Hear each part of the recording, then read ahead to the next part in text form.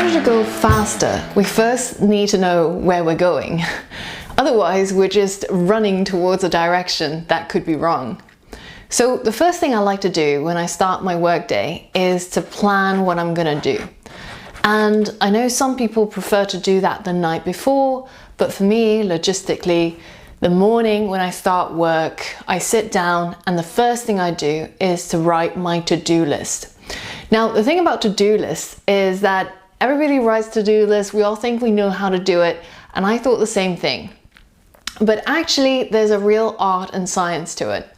Firstly, I try to use a to-do list that's as small as possible. So I bought a pack of these small note-taking pads that waiters and waitresses use in order to take orders. And the nice thing about them is, one, they're supremely cheap. They're like, I don't know, 50 cents each, and you get like 200 pages or something. But also they're sufficiently small that I can't cram too many things in there. And the big to-do list is the enemy of productivity. If you use an online tool like Todoist or any of the basically high productivity planning tools, the thing that I find is it just looks too overwhelming. I look at it and I think, oh my God, there's no way I can do all of that, so I'm not going to do any of it at all, and maybe I should just watch Netflix instead. So instead, what you have is a small pad where I recommend to only put 5 things on it. One major, which is the task that you're going to be super proud of if you manage to complete it. At the end of the workday, you look at your to-do list and you checked off that one item that's really going to push the needle forwards and take you in the direction that is going to help you achieve your goals. And then I have 4 smaller items, so 1 major and 4 minor. And the 4 smaller items could be things to do with admin or things to do with other aspects, but they're usually not as intimidating or not as hard as the first one that I write down. Now, once you've planned your to-do list, it's important that your to-do list has a checkbox next to it. I know it sounds really stupid, checking off checkboxes. I mean, in fact, sometimes if I realize I just did a task and I add it to my to-do list and I add the box and then I tick it, it's all completely pointless, right? Because I've already done the task. I don't need it on my to-do list. But don't underestimate the amount of motivation we need. And just these small acts where we are telling ourselves, well done, hey, you did a good job, just a small tick can be the difference between a productive day and a procrastinating day. So make sure you have the tick boxes. After you complete the task, tick the checkbox or fill it in some sort of way that tells yourself, well done, Angela, here's a pat on the back, you did a good job. So another way that I like to think about to-do lists is there are 3 major categories. Now this, what we've just described, is the daily to-do list. This is what I'm going to be looking at on my desk as I'm doing work throughout the day. Now, what I like to also have is 3 separate lists: a weekly list, a monthly list, and an annual list. So an annual list is kind of broad. It's like, what are my goals for this year? What are the things I'd like to try or what I'd like to experience? And it's more like a New Year's resolution style of thing, which we'll put aside. But the weekly list and the monthly list are kind of more interesting because a lot of tasks can't be completed in one day. I can't put down a goal that says, I'm going to become an astronaut today. That's completely delusional. But we can break down our goals, as you saw previously, into what we need to do every month or what we need to complete in a week. So what I recommend is to create a monthly to-do list at the beginning of the month. And these are usually relatively short. You can probably only do 4 things in that month, or sometimes just 1 thing in that month if it's a big task. And then when you create your weekly list at the beginning of the week on a Monday, you will look to your monthly list, try to break down the things there, and then transfer it in terms of what can be achieved in this current week. And then when you create your daily list, you're going to be looking at your weekly list and again, breaking it down into smaller parts.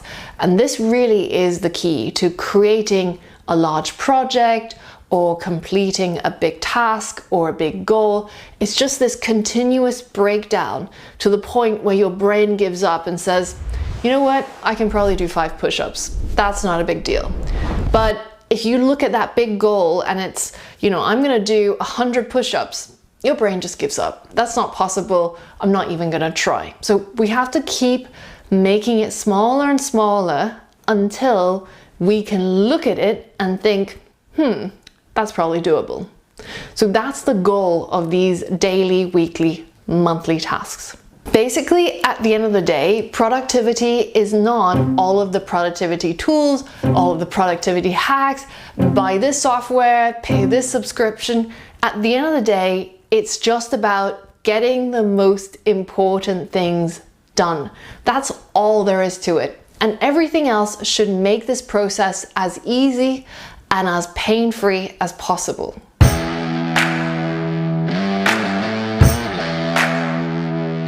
Now let's talk about email, because email is more of an art than a science, I would say. I know there's a lot of people who will tell you, go to inbox 0, or try to make sure that you process all of your emails by the end of the day, so that tomorrow you have a empty slate and you got to keep on top of everything. No.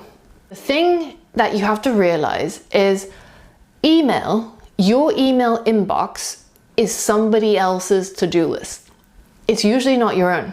It's usually somebody saying, hey Angela, would you mind taking a look at this presentation to see if you're happy with it? Hey Angela, are you available for a meeting next Tuesday at 2 p.m. to talk about XYZ? They're not things on my to-do list, they're somebody else's. And they are asking for my attention, for my time, and for my energy through the medium of email. So once we've seen email for the monster that it truly is, it doesn't actually have to be a monster. So the important thing is to batch emails. And you've probably heard about this already. It's a very common GTD or get things done methodology. Instead of constantly having your email window open, or worse, having notifications come in every single time you get an email, you only look at email either once per day or twice per day. So normally for me, email is a very low brain activity. I can kind of do it in any sort of zombified state. So I only check email at 4 p.m. each day. And I normally, when I'm in a role that requires me to tell people what I'm doing, I have an autoresponder that says, hey, in order to be more productive, I only check email at 4 p.m. If you need to get hold of me more promptly, then you can reach me through Slack or through mobile if you have access to those modes of contact. And that means that not just some rando could get my attention, right? We're trying to gatekeep our attention, because you have to really view attention as a very, very precious resource. It's like a little baby. You have to protect it, because otherwise, if you do this and then you do this and then there's a notification, your whole day is basically shot. So when we have our email time blocks, some people like to do an 11 a.m. and a 4 p.m. So 2 slots per day where they do email for an hour. And that really depends on your job. So if you have a job that's very dependent on email, you're doing sales or you're doing outreach, that might be something you need to do. But I urge you, whatever it is you do, to switch off email notifications. You can't be pulled around by other people and produce good work. You have to be the force. You have to be pushing rather than pulling. Now, when I first switched off email notifications, it felt quite scary, because when I started work, I would just have email up, I would always check it, or I would get notifications so that I could respond immediately.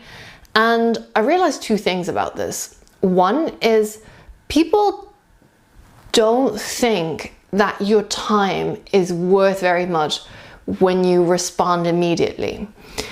And this is something very subtle, and it took me a while to figure this out.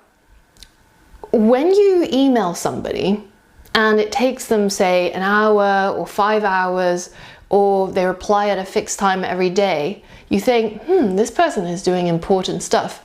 I shouldn't really disturb them with all the things that I can think of, you know. And also because you're not getting a response very quickly, you think, maybe I should go to this other team member, or maybe I should try another avenue, or maybe I should stick to their 4 p.m. checking schedule if I want to get hold of them. So what I noticed when I stopped doing this checking email constantly is, one, I had less emails, which meant less work, yay. Two, when people did email me, it was more important stuff and they would word it more clearly, and they also appreciated my responses more. So in order to tell people you have an important job, you are busy, instead of telling people, oh my God, I'm busy all the time and I reply email immediately, try this method, batch your emails and see what sort of response you get. Initially, when I started building my own company, it was really nice to get an email from somebody. It was like, you know, when you're a child and you get your first letter that's addressed to you, it's like a, wow, I belong to society. People care about me. People know my name. People know my address. And now I look at things coming to my mail. I'm like, oh, junk mail, stop messaging me. Let me stick a sticker on my post box. Stop putting things in there. But I remember the initial excitement with both physical mail and email. But probably at this point, you've worked for a number of years and you haven't cut off that habit. It's not a good thing to get email from people. It's rarely something exciting or something fun. It's usually more jobs that are going to be put onto your to-do list. So think carefully about who you allow through that door to take your attention. Another way to improve at email is to slowly cut down on the amount that you reply. So I try to never write an email that's longer than 5 sentences, because no matter what it is I'm doing, usually 5 sentences is going to suffice. If it's going to be longer than that, it's probably going to be a document, or it's going to be a slide deck, it's going to be an attachment. Keep email short. On one hand, people are really bad at reading, so if you have multiple paragraphs, you're probably going to lose them. 2, people have limited attention spans. If you write a long essay, I'm probably not going to read it. Other people are probably not going to read it. They might delay it. Things just don't move as quickly.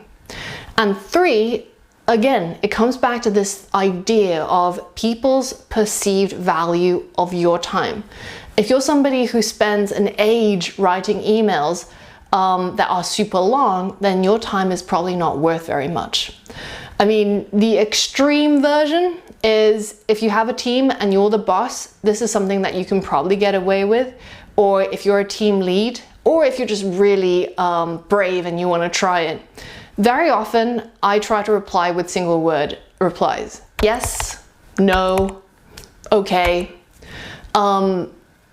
It can seem really rude. And when I started doing this, I was like, oh, people are gonna think I'm an asshole. But actually, the result was completely different. People thought that I was really busy, and they appreciated the fact that I gave them a response and that it was prompt. It didn't roll on until the next day and the next day and next day. And another way that's really good at reducing email ping pong is to simply just set up a call.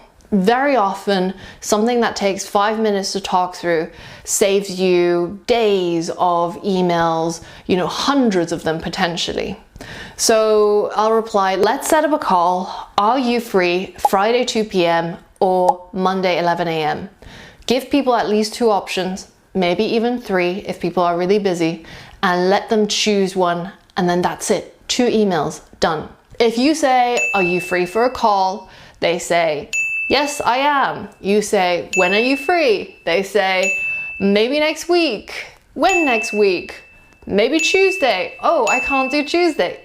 This just goes on forever. And everybody's losing precious hours of their lives doing this. So try to anticipate what is going to be the reply to your email, and try to already answer that email in your first email. And that is email judo. So I like to call this email like a CEO. Even if you're not a CEO, imagine you're a CEO and think about how you would respond to the email. And just try it a few times and see how people respond. If you're in a role where people get really offended by you being succinct and precise and efficient, then maybe that's, the fault of the organization, and maybe you need to tone it down a bit. But in most cases that I've tried, people appreciate the directness and the lack of flowery words, and also how quickly they can get things done, because nobody wants to spend their entire life digging through email. So when I do read email, the ideal situation that I'm aiming for is I only touch the email once. So that means when I open the email, I'm not going to, I don't want to deal with this. Let me look at it later on. And then I look at it tomorrow, I'm like, oh, I still don't want to deal with it. And what that's doing is I'm looking at it multiple times, reminding myself what this task is about, what this email is about. This email gets lower down in the pile and it's on my mind because I'm like, oh yeah, there was that email that I need to reply to, and now it's occupying my working memory. This is all bad. So touch an email just once. What that means is when you open the email, you can do 4 things, and I like to call it READ, the acronym. So R is reply to the email. E, alternatively, you can just delete it. Spam, eliminate. A, add. Add to calendar. So if it's something that you can't deal with right now because you don't have the information or you don't have the knowledge, or it's something that requires you to do some sort of pre-work, add it to the calendar. Put that email or the link to the email on a calendar date that you're going to revisit. This way, you don't have to remember it and it's going to be dealt with in the future. And the final one is delegate, D. So R-E-A-D. And delegate means I don't have the resources to deal with this. Either I don't have the time or I don't have the information, in which case I forward this email on to somebody else who can, and that email is out of my inbox. So only touch an email once using READ, and in most cases, this is going to save you from that problem of, oh my God, I still have an email that I haven't replied to. Oh my God, I have a million emails which are read but not actioned. And hopefully this will save you time as well and allow you to keep your 1 hour block of reviewing emails to just 1 hour. Another email related tip is to filter emails aggressively. So most email clients like Gmail, Outlook, all of these have a way for you to filter. You can filter by certain rules that you set up, but the easiest way is just to filter by the email that is from the sender. There's a lot of newsletters where even if I dig through the tiny font to find that unsubscribe button, I click on it, it takes me onto another website where I have to log in with my account details, and then I have to go through all of their stuff to be able to find, oh, which emails do I want to unsubscribe from, and then I click unsubscribe, and then a week down the line they send me another email. So instead of doing all this, you just add it to a filter. Create a filter, add the address that they're sending it from, and say, send this straight to trash. You don't depend on the email sender honoring the unsubscribe button. You don't need to find the unsubscribe button, and you don't need to ever think about it ever again. Another way of filtering emails is I have a VIP folder. So these are people who maybe are important clients, maybe they're people who you have to respond to very quickly, and maybe they are the ones that you don't want to get lost, essentially. So you can have a filter for that. Another tip is to use templates. So again, most email clients have this ability, and if you work in a sales role, or if you're a founder, or if you're doing a lot of customer outreach, you will be often sending the same email or a very similar email again and again. So you can set up a template and then either have a shortcut to that template when you need to use it, or simply just select it, and you end up being able to send that email without having to retype it. Another really handy, almost like email psychology trick that I use is delay send. So I know that Gmail has this because I route all my email through Gmail, but essentially when you send an email and you want to get it done, but you don't want to seem too keen. So if somebody says like, hey Angela, I have this offer for you. Do you want to make a course for me? And I'm giving you $1 million. I'm probably thinking, yeah, that sounds like a great idea. I'll reply to the email saying, yes, I'm happy to discuss, let me know what you need. But I don't want to send it immediately. But I also don't want to leave it and forget about it. So use delay send. Delay it to set a time, tomorrow morning 8 a.m. or delay it by a number of hours that you choose. And then the email is sorted, so we've only touched the email once, but it's also being sent and being stored by the email server so that we don't forget about it. So a lot of my tips, you'll notice, is about reducing the amount of cognitive load. Try to hold as few things as possible in your mind.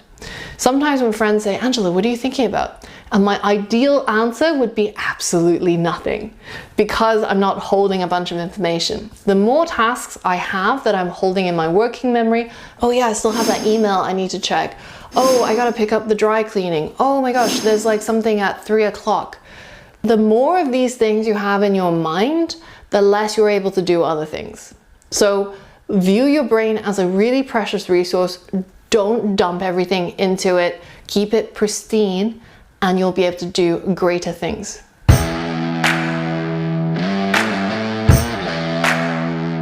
A lot of the great things we have these days are because of technology. But a lot of us haven't adapted to the world that we're in right now, where technology is also probably one of our greatest source of distractions. I remember when TikTok first became a thing, I was like, I need to investigate this piece of technology because otherwise I'm going to be left behind. So I installed it on a weekend and I was playing around with it. And I think I installed it at around like 6 p.m. And then the next thing I knew, it was dark. So I'd been hooked on this app for probably 4 or 5 hours, and I couldn't escape from it of my own volition and will. You might be sitting there thinking, Angela's really self-disciplined, Angela's really good at productivity. I was hooked on this app for hours and I didn't even notice it. That is how scary these things can be. So the first step is to realize we live in an age of distraction. Our attention is what pays a lot of these tech companies. The longer you scroll on TikTok, the more ads you look at, the more money they make. So they are literally making money off of your attention. You think that the product is the app or it's the fun videos, the product is actually you. So once you realize that, then you start thinking about ways of protecting your attention. Now it's hard because think about it. At these companies like ByteDance or at Meta or at Google, they employ engineers and psychologists who are paid hundreds of thousands of dollars a year in order to make you keep looking at it. So what are our chances, me, little me, fighting against all of those PhDs who want me to keep looking at these apps? It's very hard. So what we have to do is to make looking at the app harder than not looking at the app. We basically can't rely on will. You have to design a system where you rely on your will as little as possible, because when you start the day, you have a little pocket of will, so maybe like 10 pennies of will, and you're going to spend that throughout the day. You're going to look at that nice little caramel latte, be like, oh, that would be really nice. You spend a penny of will. No, I'm not going to take that because I'm trying to cut down on sugar or because I'm trying to be healthy.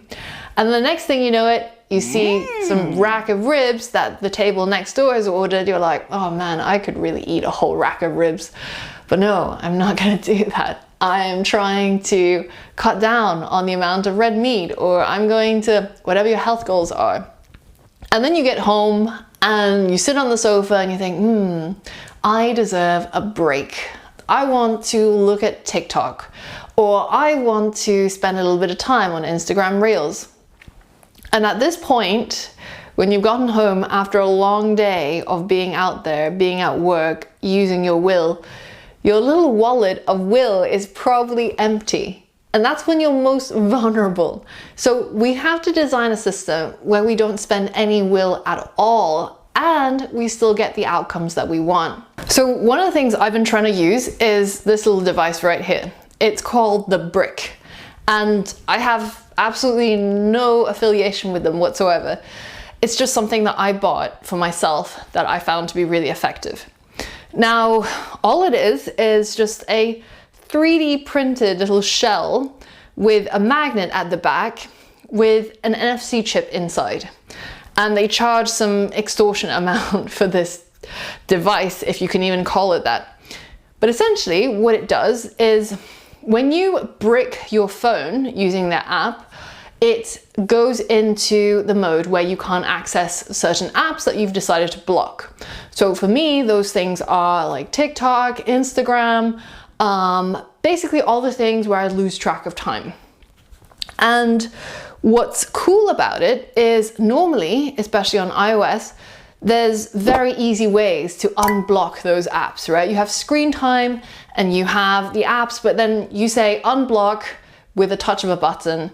And even though they try to make it harder for you to unblock the apps, my brain basically remembers the sequence of things I need to do in order to unblock the apps. And so it really doesn't have much weight. What's cool about this is in order to unblock my apps with Brick, I have to go and touch my phone to this device. So that means if I make it really hard to find this device, because I'm putting it outside in the garage, then the next time when I see, oh, my app, my TikTok is blocked, I can't look at it unless I go out into the cold, put on shoes, put on a coat, find the garage key, open the garage, touch my phone to this device, and then I will be able to access my beloved apps, which are super addictive.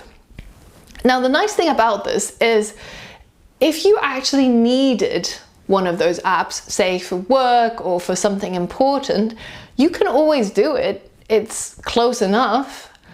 But the pain of doing it, especially the cold for me, means that there's a very, very few situations where I'm like, oh, you know, I would really like to go through the cold in order to go into the garage where there's lots of spiders in order to go on TikTok. It just never feels like I need TikTok enough to be able to do that. And that's great because I've just protected my attention by making it harder to perform the activity that I don't want to. You're just asking yourself, what is it worth to you? What is going on TikTok worth to you? Is it worth going into the cold, going into the spider's nest and touching the device, or is it not? And in most cases, the answer is not. So you don't. That's how easy it is. No will required, no discipline required, and you don't have to block everything, you know, just the apps where after you use it, you ask yourself, I spent an hour on TikTok. Do I feel better? Do I feel worse? And if the answer is you feel worse, then block it and give yourself a hard time trying to access it. If you spend an hour on TikTok and afterwards you say, I feel great, I feel so much better than before I started. I feel energized, I feel motivated, I feel excited to do the things I always wanted to do, then keep that, don't block it. It's different for everybody, but you want to make sure that you're not doing things to make tech companies money. You're doing things because they're good for you and they make you feel better.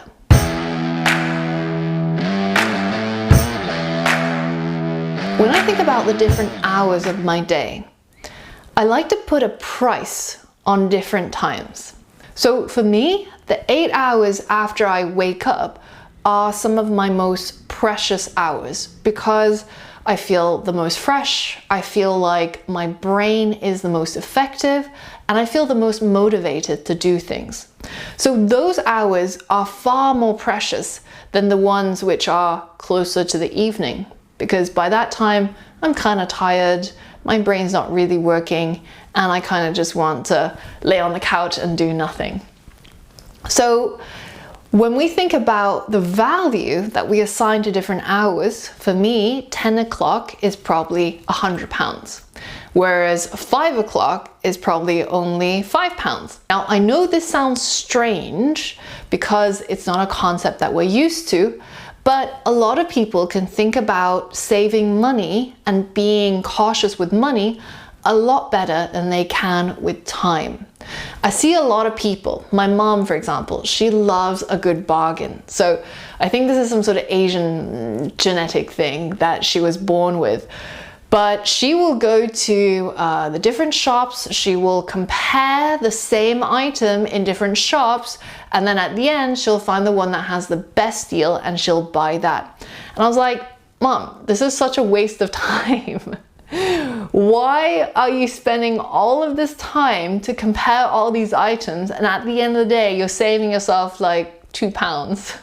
Is this worth it? I think for her it's almost like a hobby at this point, so I'm not going to get involved with that. But I know a lot of people who do this because they don't realize what's the value of their time. So if you start thinking about time as literal money, it can help us. So there's always a right time to do the right thing. If you read Paul Graham's essay, Manage Your Time, Make Your Time, you'll realize that we need larger blocks of time in order to perform very difficult, very cognitive tasks. Like if you're doing some programming and you're trying to build a project, you can't do that in a single 30-minute Pomodoro. That doesn't work.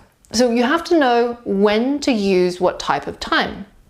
So if you think about the first 8 hours after you wake up, so this is completely independent of when you wake up.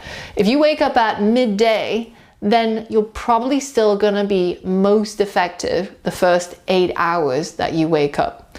The longer that we stay awake, the more of these adenosine molecules that build up in our brain, and we can temporarily shelve them away by using caffeine and other stimulants, but they will continue to build up and make us feel more and more tired, make us have more and more brain fog, and we just become less and less effective. So if you figure out what are your most precious hours, assign a value to it, figure out what are your least valuable time when you're least effective, assign a value to it, and then think about this task that I have right now, which slot am I going to use? So when I process email, I don't need a lot of brain. I put it down in the afternoon at 4 p.m. When I want to create a course, I usually start 10 a.m. or even 9 a.m. when I'm the most fresh, when my brain works the best. So think about assigning a value to each hour in your day and use them, spend them accordingly like that. So when you take a look at the clock and you see, oh, it's 10:30 a.m., that is something I've defined as a high value hour. Am I going to spend that expensive time on doing something that doesn't need a lot of brain? Am I going to spend that time scrolling TikTok or checking emails? No, you're probably going to spend it on the activities that you want to achieve the most.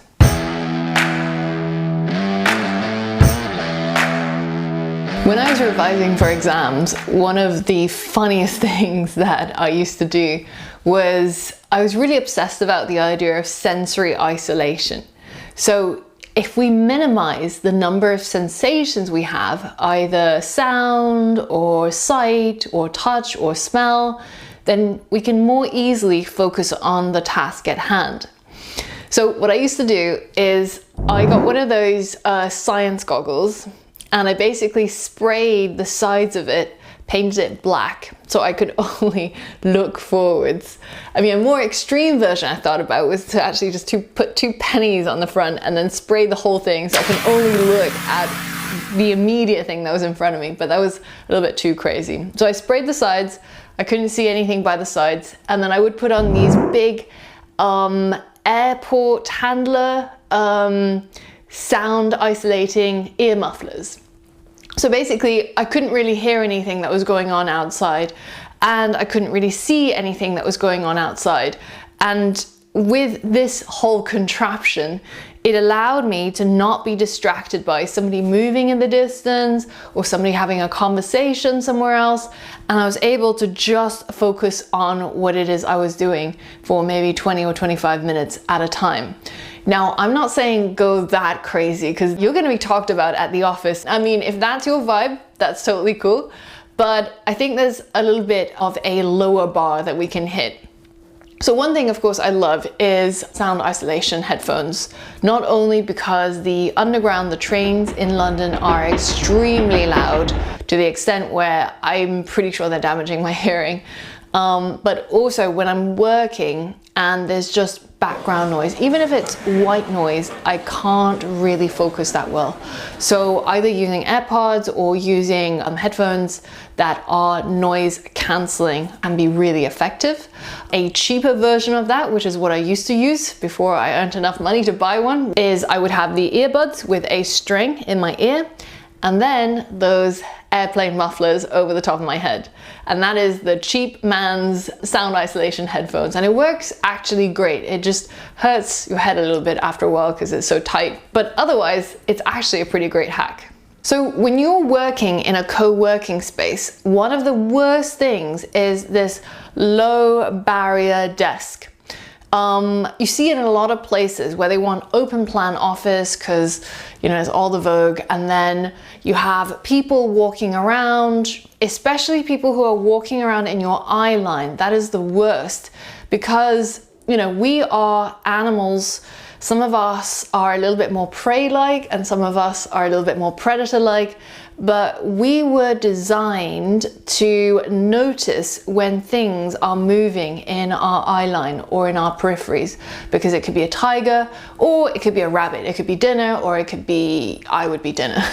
So this is something that's really, really distracting. If you can, I recommend getting a box. So they sell it for sound producers, which is it's like a high foldable half box, I guess. It just blocks your eye line. Another option is to sit facing a wall. It seems really antisocial, but it really, really helps when there's no sight, there's no sound, and there's nobody touching you or getting in the way of your work. It can massively improve your efficiency. So how do you prevent people from disturbing you? That is more of an art than a science, because it really depends on what it is you do. If you are a student and you're studying, then it's quite easy to maybe lock your door, just start studying, or go to the library where people don't usually know you and you won't get disturbed. But if you work in an office, that can be quite difficult because depending on your role, you might need to communicate with others. You might need to work as a part of a team.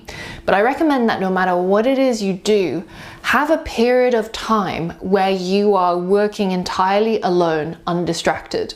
So for me, as I've said many times before, my morning time is pretty precious. So I have my phone on airplane mode. It's in a drawer. It's also bricked. There's nothing really I can do, but there are, of course, WhatsApp messages, etc. that come through. But put that away, put it on airplane mode. And also my team know not to disturb me in the morning. We have symbols within our Slack groups which says I'm doing deep work, don't disturb me at this time. And then once I take that off, then I'm open to questions, I'm open to meetings, etc. Now, I've also seen these great desktop little plaques that you can put on top of your laptop, which says currently in deep work, please come back at 1 p.m. I don't know the effectiveness of it, because I think sometimes when people see that, they're more likely to come and test your resolve. But I definitely think that just telling your manager or telling your co-workers that you are doing a project and you just need these set number of hours to focus on it, it will really massively improve your effectiveness and your efficiency. The thing that we need to do is we need to prime our brain to associate certain sensations with work. And we have to try to not confuse our brain when it comes to work versus play. So a lot of us these days are working from home. Now it's great because it's where you live and you don't have to go very far to start work, rolling out of bed in your pajamas. But hear me out, it can be really difficult for the brain to understand when it is time for work and when it is time to wind down. So when I was working really hard at home during lockdown, one of the things I started to feel was even in the evenings when I'm supposed to be at home relaxing, I didn't feel relaxed because I was in the place where I normally do a lot of intensive work. So the first step was to separate out the work area. Find yourself a cupboard under the stairs, find yourself a toilet, find yourself somewhere basically within your house where you can dedicate that space, no matter how small it is, just to work. And you don't do anything else there. I'm really disciplined about this because I need to train my brain to know that when I sit down at this particular desk, I'm going to do work. And when I leave this space, then I'm in my home and I can watch Netflix, I can enjoy my time. So setting up the location is the first step. The second step, we can go even deeper. So I have work clothes. It's just a set of clothes which are very similar in texture and it's very similar in appearance, and I just buy lots of the same thing. Now the nice thing about this is when I put on my work clothes, I'm telling my brain, feel the way that this fabric feels. This is associated with work. And at the end of the workday, I get changed into something fluffy and something that's loungy, and my brain is like, oh, work is over. I don't need to be stressed anymore. I don't need to think about stuff anymore. I can now relax. So there's many ways of giving your brain these cues to differentiate focused work versus relaxation time. And when you separate them out in terms of location, in terms of clothing, in terms of even what you drink, what you listen to in terms of music, what you wear on yourself as perfume, then the more that you separate, the more that your brain can do both of these things better. It'll relax better when it's time to relax, and it'll work better when it's time to work. So try this out, try making a work playlist. So for me, I tend to listen to higher intensity music when I'm working, and I listen to more sort of jazz and slower music when I'm relaxing. When I am working, I only drink just plain white water, and when I'm not working, I drink other things. It's just small ways to really associate a particular activity with a particular set of cues. And that means when you enter work, that initial friction, that initial, I don't want to work, gets a lot easier. And also when you relax out of work, the whole, oh my God, I'm so stressed, goes into relaxation mode a lot easier.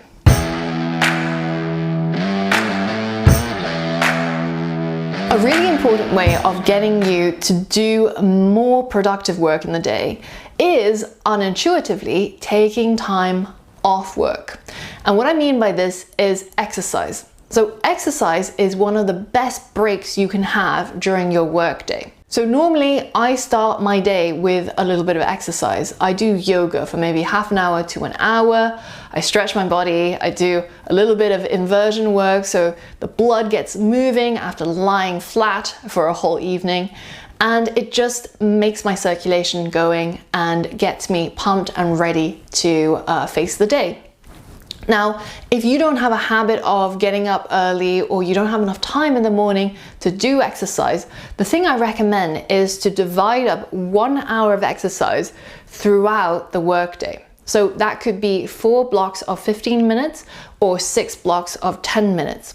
And subtly, by the end of the day, you'll realize, oh my God, I've actually done quite a lot of exercise, even though it was using the downtime of just taking a short break between intensive bursts of work.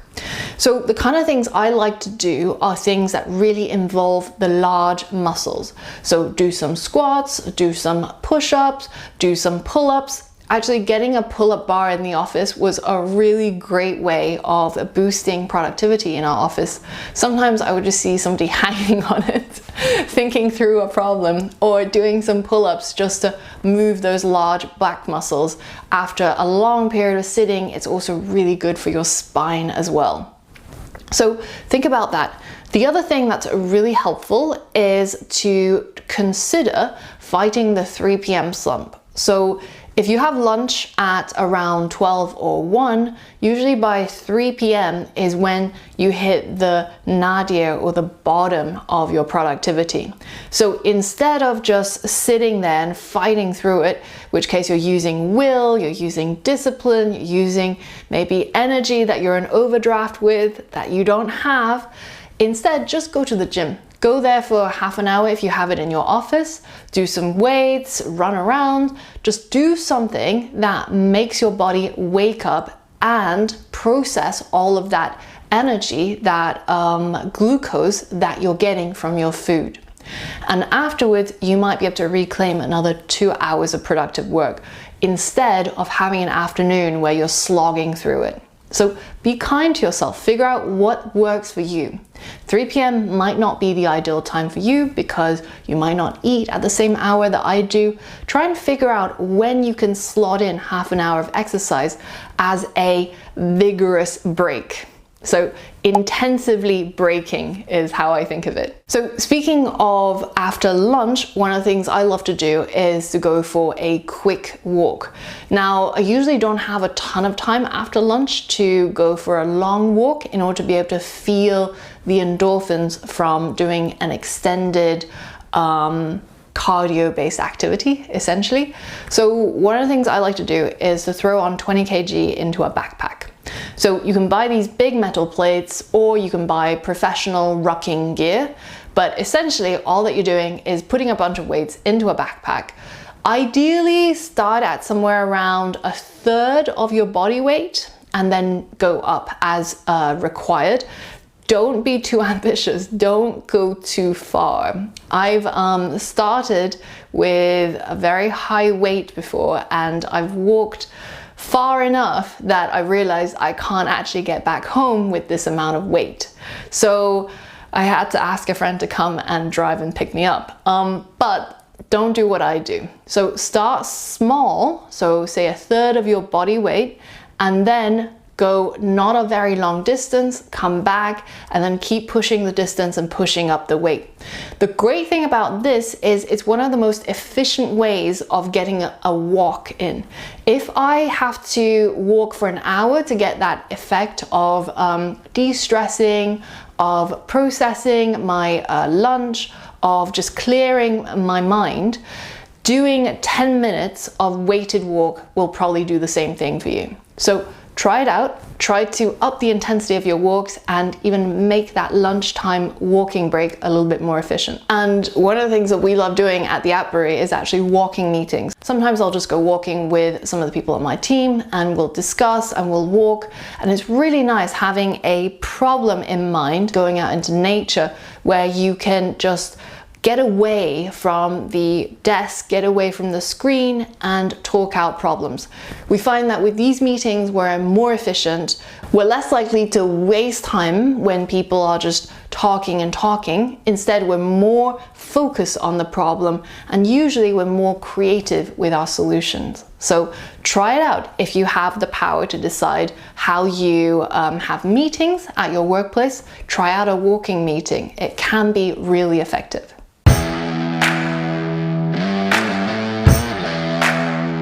One of the most important things to get right is sleep. And it's something that I care about a lot. If there is some sort of sleep Olympics where the best sleeper gets a prize, I'm probably going to be close to the podium. It's something that I invest a lot of thought and a lot of energy around, and also a lot of time.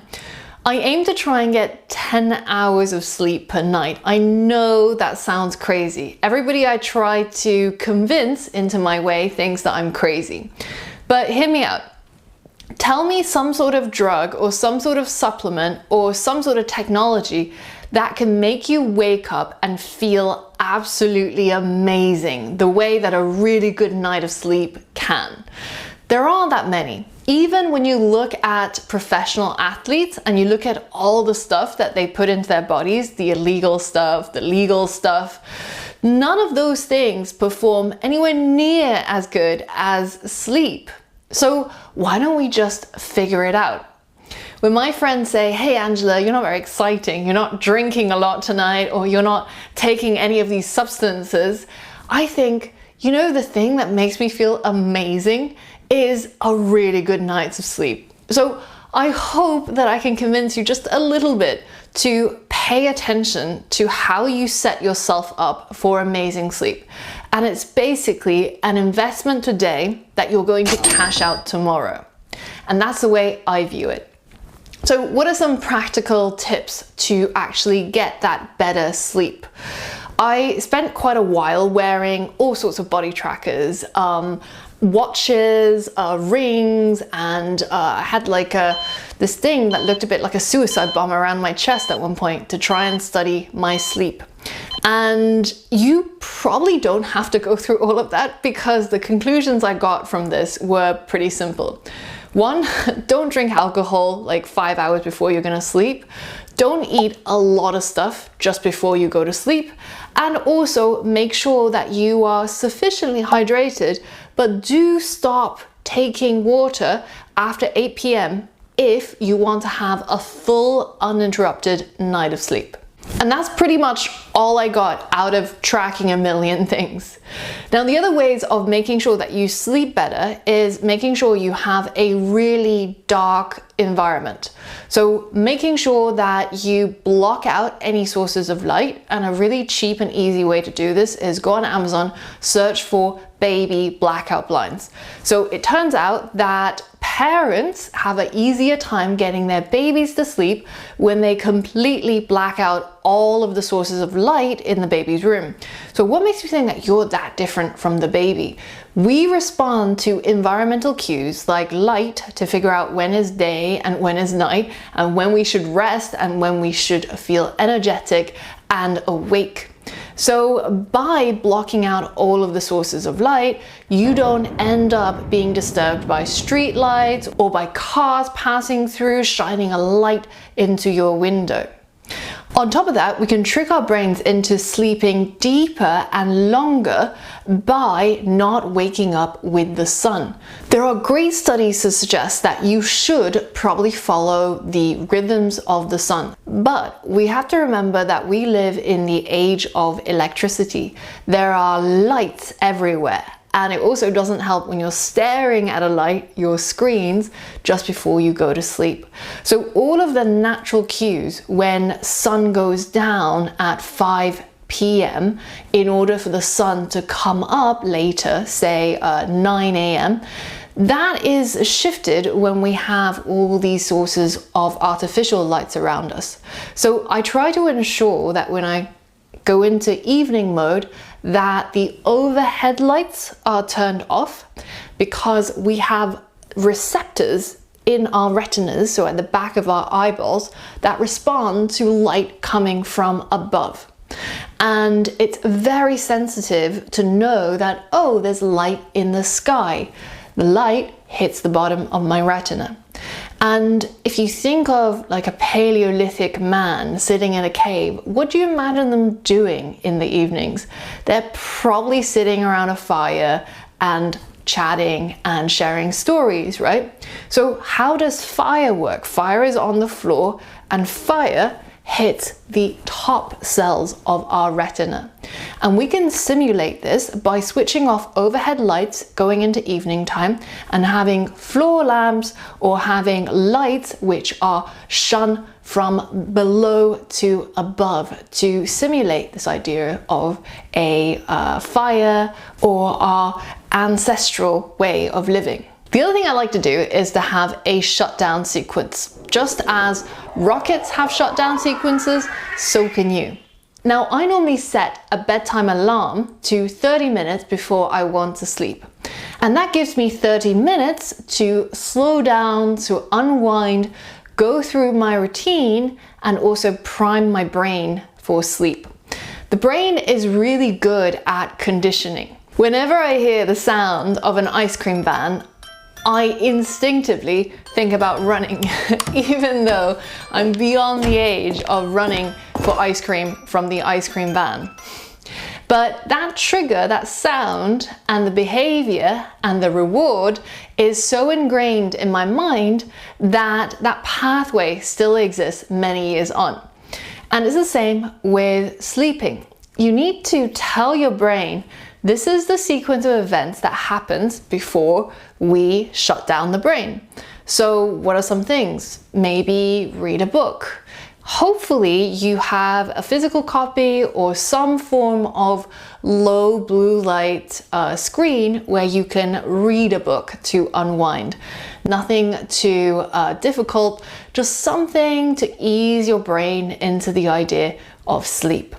Another thing that you can do is to take a hot shower or a hot bath. It's not so much the heat of the hot water that makes you sleepy, but it's actually what happens afterwards. When you get out of the hot water, you immediately cool down, and it's that cooling down of your body that makes you sleepy. So having a big contrast between hot water and a cool bedroom can actually make you go into a good night of slumber.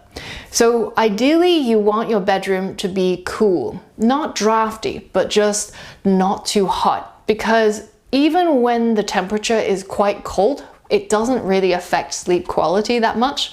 But when the temperature is too high, usually above 20 degrees, then things get kind of difficult in terms of initiating sleep. So there are lots of ways to cool down your bedroom.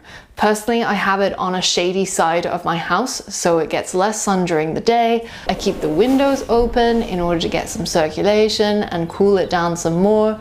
And of course, there are lots of other things out there that can cool your body or cool your surrounds. Now, it's really important that you don't keep any devices in the bedroom. You can't risk associating that dopamine addiction of scrolling, of commenting, of checking for likes in the place where you want to sleep. So in my bedroom, there's no plugs even to charge my phone. And I know what you're thinking, I use my phone for the alarm. Yes, everybody says that, but you know what? You can go to a dollar store and buy a $1 alarm. They work great without fail, and they don't have all of the downsides of the phone, which is when you wake up in the middle of the night, you can't go back to sleep, there is something that's tugging at you. Look at me, just scroll for a few minutes. I bet you'll be sleepy afterwards. No, either get up out of the bed, go somewhere else in order to do that awake activity, or just don't have any temptation in your room at all, and your brain can focus on the act it's supposed to do, which is sleeping. So try to take care of your sleep, and your sleep is going to take care of the rest.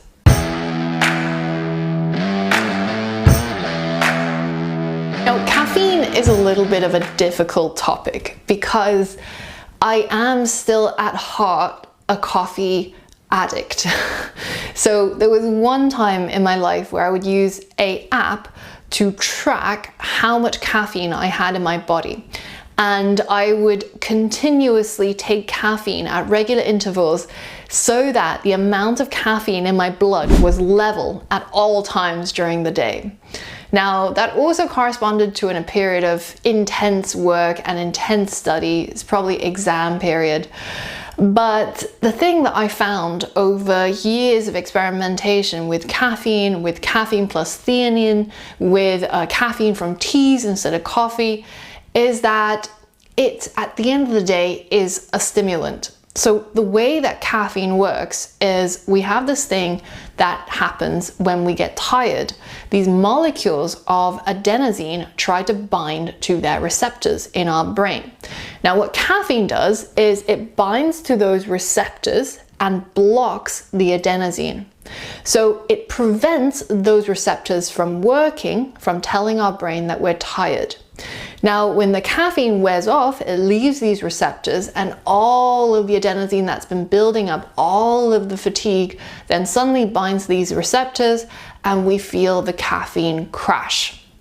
So when I was driving around Europe, one of the people I met said they never take caffeine when they do long drives because that crash of a wakefulness can be really dangerous at times, and it's actually better to slog through the sleepiness slowly.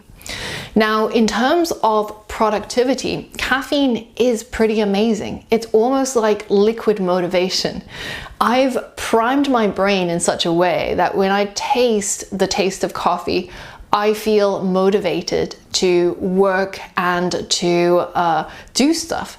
But unfortunately, the side effects of caffeine is, one, you have the withdrawal symptoms. So if you stop taking caffeine, you'll feel the jitters, you'll feel the headaches, you'll feel the dehydration. There's a lot of unpleasant side effects.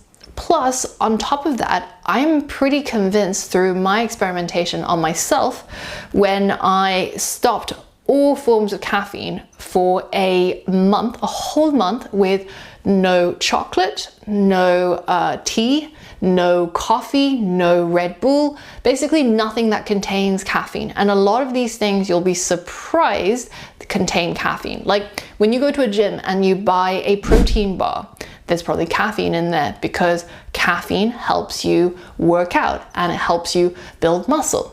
Now, if you go into the supermarket and you buy a nice dark chocolate bar, unfortunately, there's caffeine in there as well. So this was quite a strict experiment because I just read a lot about the effects of caffeine beyond its initial active window. And what I found is that when I cut out caffeine for a whole month, my sleep improved a lot. Deep sleep went up, restfulness went up, and also I was sleeping through the night and waking up really refreshed. So that experiment basically led me to realize that if I want to have a low stress, low anxiety, high sleep quality life, I might actually have to cut out all caffeine. So these days when I am on vacation, I drink all the coffee to my heart's content because I do love the flavor and I love the buzz that it gives me.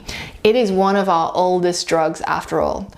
But when I get back onto my normal routine, I try to replace caffeine with things like working out, with high protein nutrition, and other ways of getting my brain stimulated, ready to take on the day. So depending on where you are at this point, you could consider trying 2 weeks with zero caffeine. Just see how it makes you feel. It's an experiment that's worth trying, and you can replace it with decaf, which has all of the benefits of coffee, and it's probably one of the main sources of antioxidants that we consume, right? You're probably not sitting there guzzling blueberries or other things that have lots of antioxidants. You're probably drinking your daily cup of coffee, and that is where you're getting that great nutritional benefit. But the effects of caffeine can be mitigated a little bit by taking a theanine supplement, or by switching to teas, or by switching to decaf, depending on how extreme you want to go. But for me, at the moment, I don't take any forms of caffeine. And I've found that initially it was almost impossible to motivate myself to get up in the morning. I just feel that I don't feel like myself until I have my first cup. But then that also really scared me. That signaled dependence, that signaled addiction. And I thought, no, I have to figure out how to be human without this molecule. And so that's the journey that I've been on, I'm not really recommending this for anybody else. It really is very personal. I see a lot of benefits of caffeine as long as you only have it in the first part of the day and it doesn't affect you in the latter part of the day. Now, there's a lot of people who say, you know what? I am Italian and I drink a cup of espresso before I go to sleep and I sleep perfectly, no problems. Yes, but have you tracked your sleep? Because every single time I track my sleep, having caffeine late in the day, so that means after lunchtime, my deep sleep gets cut in half. And until you can show me your stats of taking a shot of espresso and then going to sleep and your deep sleep is unaffected or improved, unfortunately, the research says that the acute effects of caffeine will impact your sleep. And that is something that is quite non-negotiable. So definitely don't have any coffee after lunch. But if you want to try my extreme experiment and see how it feels in your body, then do let me know on Twitter how you feel and what happened during this experiment for you.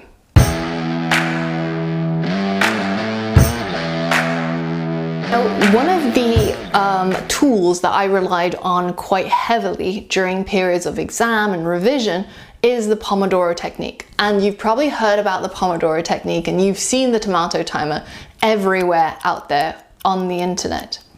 Now, there's a lot of people who say that the Pomodoro technique doesn't work, it's no good, but the thing is they haven't figured out how to use it properly. So for me, there are two types of Pomodoros I use. I use a 25-minute on, 5-minute off Pomodoro when I do things that require memorization, when I'm absorbing new information, so study, or when I'm doing rote tasks like answering emails or things that just need to happen. And the thing about it is it's really nice telling you when to work, when to stop working, when to return to work. Because if you put that down to self-motivation, it can be a big tax on the amount of will, the amount of discipline you have after a break, or even sometimes I forget to take a break because I'm just rushing through things, and at the end of the day, I would have performed better by just doing it in 25-minute chunks and then having a 5-minute break in between. Now, however, if you are doing deep work or things that are creative, I recommend a 90-minute Pomodoro with a 15 to 30-minute break, depending on how much time you have in the day. And the thing about this is a lot of deep work, for example, if you're coding up a new project or if you are writing your novel, it doesn't really work in short bursts because of the tax of initiation. It's really hard to get started and get into that zone, as you will. And then if you immediately come out of it and then you have to go back in, it's actually very, very expensive. So the better thing to do is to have a large block of time for these kind of activities which take you time to get into it, and then stay there until you need to have a 15 or 30-minute break. Now, I think beyond 90 minutes, I've had days where I go 4 hours at a time and I forget to eat, I forget to drink, I forget to pee, and I'm just so focused. But I find that those sessions will cost me later on in terms of productivity. So if you need a marathon and not a sprint, then I recommend a 90-30 Pomodoro. If you need to sprint for whatever reason, you have deadlines, then do what you will. But just remember that the Pomodoro technique has a specific way of being used, and it's not just simple as 25 minutes and then 5 minutes break. There are a lot of apps out there that make the Pomodoro technique really easy to use. I personally use a Mac app because I don't want to touch my phone while I'm working, and there's lots of free and cheap options out there for you.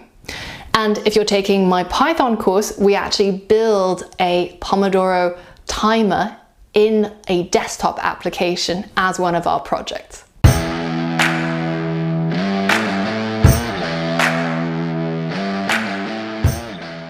one of the forefathers of the whole field of productivity is a guy called David Allen, who started the GTD, or Get Things Done movement.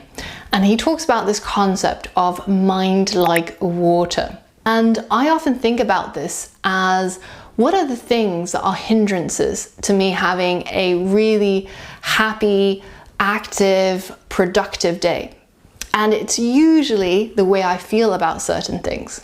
Sometimes you might have this feeling of overwhelm, like, oh my God, there's too many things. There's too many tasks that I'm holding in my brain and I can't do all of them. And I'm trying to remember all of them. And oh my God, I'm gonna forget everything. So this feeling of overwhelm is going to be detrimental to us being able to perform. So what do? We offload it out of the brain. So having someplace, your weekly or your monthly to-do list, where you can jot everything that's on your brain down and remove it from your working memory is going to remove that feeling of overwhelm. And even better yet, one of the things I like to do is to put these tasks as calendar items. Because if it's an important task and you just chuck it into a to-do list, which you might not review until next week or next month, it can get overlooked, and the stress of it being overlooked is again taxing your mind. So if you put it into a calendar event, you need to do this or you need to review that, and then set a time when you know that you'll be free to carry out that action, then it's fully out of mind and you again have mind like water. The other way to overcome this kind of overwhelm is, if a task takes less than a minute or 2 minutes to complete, then just do it there and then. The tax of holding it, remembering it, writing it down is much higher than just getting it done. And getting these things out of the way, as long as you're not spending your whole day doing these kind of activities, is going to help free up your brain and free up your working memory for more important things. Another feeling that often hinders us from doing a great job is this feeling of quiet annoyance. And this is how it comes about. Somebody tells you, hey Angela, I have this thing, you're really good at XYZ.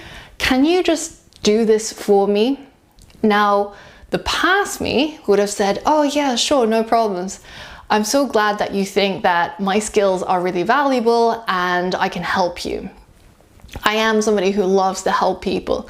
But over time, what I realized is when I take on these tasks, I get more tasks, and people are usually less respectful of your time if you just keep on taking stuff that they give you. So you have to treat yourself well. You have to respect your own time before other people will respect your time. So when other people give you things that you could do, like, Angela, go and speak at this conference, or Angela, would you love to represent us in a video or in an ad? Then you have to think to yourself, is this a hell yeah, I want to do it? Or if it's not that feeling, then maybe you shouldn't be doing it. And this concept comes from my friend Derek Sivers, who has a whole book dedicated to this concept of it's either a hell yeah or it's going to be a no. Now, an important caveat though, if you're just starting out in your career and you don't have a lot of opportunities flying your way, saying no to all of them because you don't feel like it is not going to help you. So you really have to figure out, is this an opportunity or is this a task? Very often your co-workers will give you a ton of tasks, and some of those you have to do because it's within your job description. Your boss tells you to write a report. You can't be like, that's not a hell yeah for me. I'm going to say no. So there are things that you can't really help. But there are other times, like say a co-worker asks you, hey, would you mind doing me a favor and doing X, Y, or Z? And you have to learn to say no. And one of the things that I find quite helpful is saying, hey, thanks for believing in me and trusting in me that I can do this thing really well. But I'm currently doing this task and it's probably going to take me this amount of time. After I'm done, I can take a look at what you want done. How does that sound? Now, usually, if the task that's occupying you takes quite a long time, people are unlikely to want to circle back to this task, but maybe they will. Maybe it's somebody that you can actually help. But what we want to avoid is that quiet feeling of annoyance or resentment when you've taken on too many things that are not your own, and you're doing them and you're hating yourself for it because it's not what you want to do and it's not a great use of your time. So the art of learning to say no is really difficult, and it depends on where you are in terms of your career, how you are in terms of you as a person, how easy you find this, and also how diplomatic you can refuse people to make people feel like, you know, you are still including them as a part of your team and you want to help them, but it's within your capabilities. You're not going to sacrifice yourself in order to just help them or make them feel happy. The final feeling that we want to avoid is decision fatigue. Decision fatigue happens when we make too many decisions. What shall I wear today? What shall I have for breakfast? Which coffee shop should I visit out of all the ones in the village?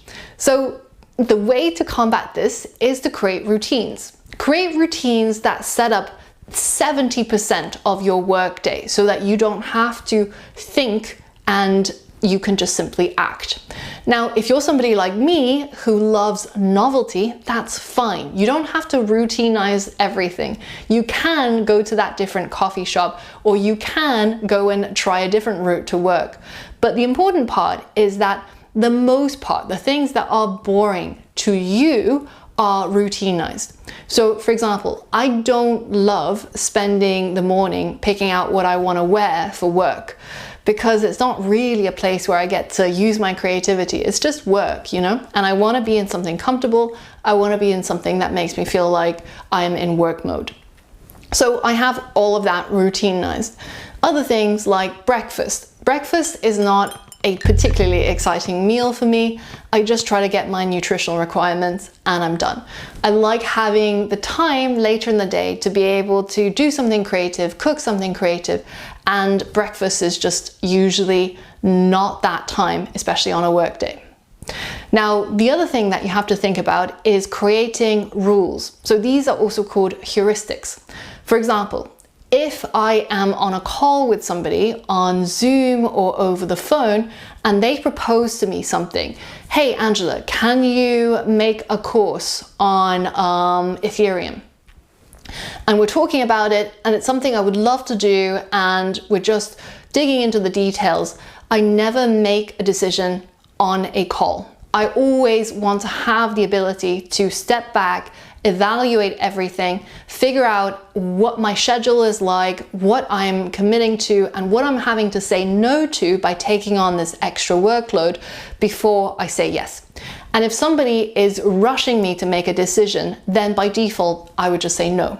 And this is something that I learned from Tim Ferriss, the author of The 4-Hour Workweek.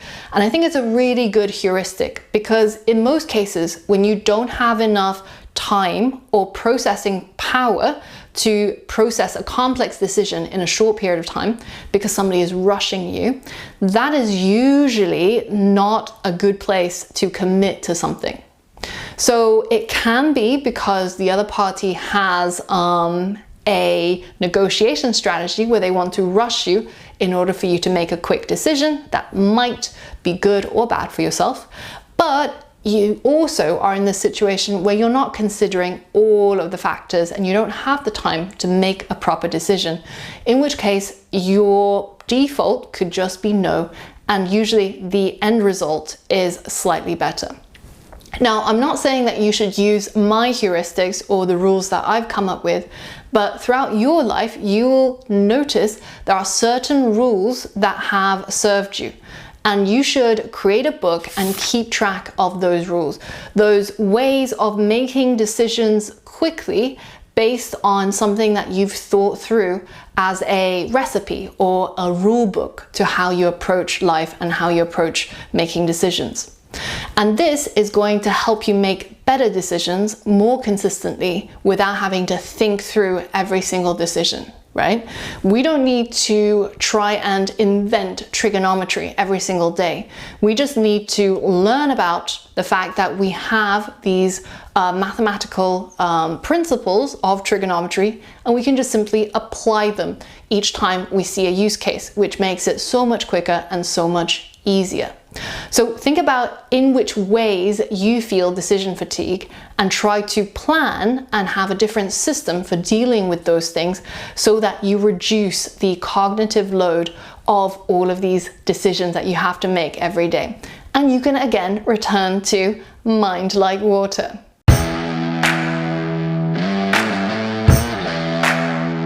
Now let's talk about foods, specifically blood sugar management.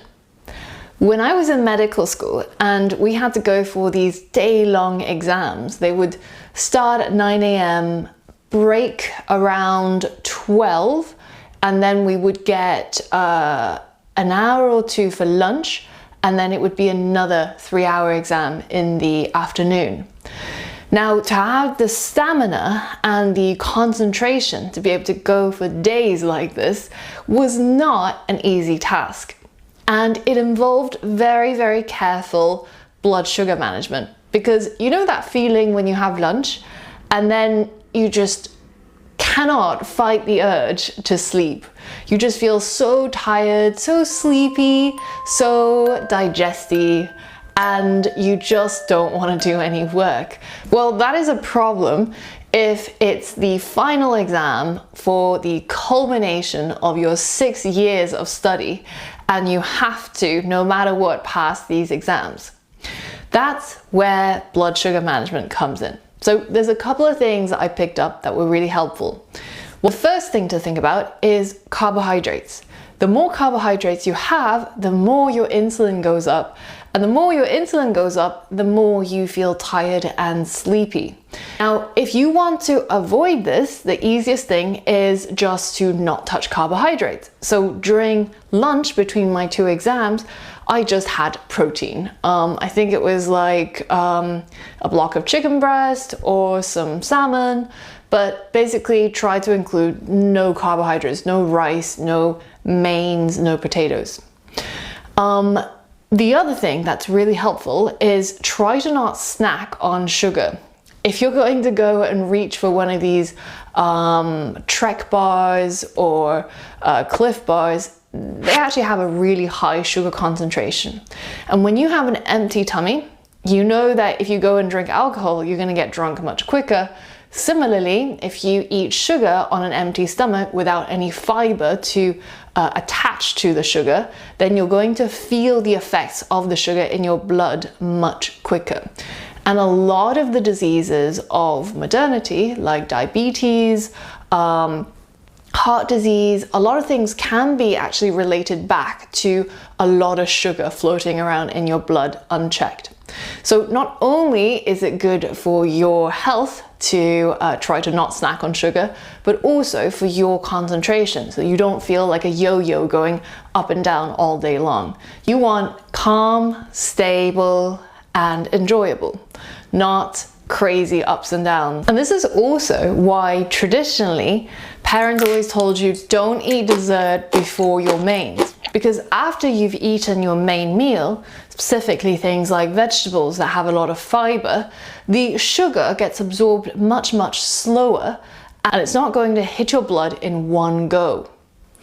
Now, one of the experiments I did a while back was for a whole month, I stopped eating anything that even tasted sweet. So not just no sugar, but it was an extreme version of no sugar. It was no fruits, it was no replacement sugars, so no stevia, no erythritol, no xylitol, basically nothing that tasted like sweetness to my brain or to my palate. And the results of this experiment was pretty shocking. And if you have a month where you want to go on a health bend and you want to try something new, then I highly, highly recommend this. So one is you realize after the month that the things that you used to think were not that sweet are actually incredibly sweet. So after this experiment, there were a lot of candy bars or chocolate bars that I used to love that I just couldn't touch anymore because it just felt so sweet that I couldn't enjoy it anymore. Like a Mars bar just is inedible. The other thing that was really interesting is how strong the pull of sugar was. I realized just how addicted I was a week into the experiment. Every time I went into the supermarket, I just wanted to pick up a sweet snack. It felt like a real addiction. There were days when I was just sitting and thinking about all the sweet things I want to eat after the month. And also, after about 3 or 4 days, I felt like I had the flu. And I read up on this, and apparently it's just a common symptom of sugar withdrawal. So it was pretty crazy, and it taught me a lot of things, because when you wash something out of your body, then when you reintroduce it, do you get to evaluate that thing for what it is? When we're children or when we're babies, we started eating sugar and we've actually forgotten what it felt like to not have something sweet or not have something with caffeine. And you get to experience it again for the first time. And I can't say it's a fun experiment because it was pretty awful for the first week. But afterwards, around 2 weeks, I felt like my mood wasn't going up and down as much. I wasn't getting hangry ever. If I had something like a meeting that went on beyond lunch and it was 2 o'clock or 3 o'clock, normally I'd be super irritable and just want everybody to stop talking so I can go and eat something. After this no sugar experiment, I just didn't feel that anymore. I felt like I could fast or I could eat, and when I ate my food I enjoyed it, but I didn't have that desperate need to eat something when I was hungry. But the most important thing that's related to us is I felt far more focused. I was able to get more things done. I felt like my mind was sharper, and I tried to adapt some of these things into my normal life, because after all, I love food, and all the sweets and all the desserts, it's a large part of what's fun about life, right? So we can't just, live for productivity. We gotta enjoy the journey. So that experiment was really interesting, but afterwards I adapted a couple of things into my routine. So on a weekday, when I want to be sharp and alert and focused, I don't eat anything sweet for breakfast. So no cereals, no fruits, no porridge with honey, no pancakes, basically nothing that tasted sweet. And ideally, I actually tried to stick to protein only for the morning. So that way, for the large block of my most valuable time, I felt incredibly alert and incredibly efficient in terms of being able to do deep work. And I tried to stop myself from reaching for a sweet snack when I got hungry by putting around the place some savory snacks, like some nuts, some kimchi. The ultimate snack when I'm really hungry is actually a can of spicy Canadian fish. This is a brand that I've been loyal to for a long time, and it meets all the snack requirements. It's fun to eat, it's in a snackable size, and on top of that, it doesn't hit my blood sugar immediately because it's mostly protein from the fish and calcium from the bones. So I recommend doing a little bit of exploration around what you eat and becoming more sensitive to how foods affect you. How do they make you feel afterwards? Do you feel more energetic? Do you feel more motivated? Or do you feel sluggish and have this feeling of brain fog? Then you need to adjust and figure out what it is that's triggering you. And one thing I recommend as, again, an experiment, is a glucose monitor. So you can get these for about $50, I think, off of Amazon and other suppliers. I have nothing to do with these people, but I tried it once, and it involves a tiny plastic flexible needle that just goes into the back of your arm, and you carry it around for about a week, and you can monitor how every single food affects your sugar. Even if you're just a normal individual who doesn't really have any adverse effects from high blood sugar, it still is incredibly interesting how you feel. When I ate something that made my blood sugar go up straight away and then crash down later on very quickly, so that's like pure sugars. You know, if you eat a bag of Haribos, that will probably do it for you. Then I felt how that graph actually looked. I felt like my mood would go up and then it would crash down. But this experiment also taught me some really interesting things, like the foods that I thought were really healthy, namely sushi, were actually not that healthy at all. So I always thought, let's make a healthy choice for lunch. I'm gonna have some fish and rice. Look at me doing great things for my body. And then during this experiment, I realized that actually sushi sent my blood sugar sky high. And it was because not only is there rice, which turns into sugar very quickly, but the rice is soaked in sugar vinegar. So it's a bunch of sugar and then there's a bunch of rice, and it was probably one of the worst things to eat that if I wanted to feel productive and energetic, it made me feel the crash really quickly. Now, when you're feeling snackish, I recommend asking yourself how you're actually feeling. Are you actually truly hungry? In which case you'd be happy with something that is a main meal, you know, chicken potatoes. Do you crave that? Would you want to eat that?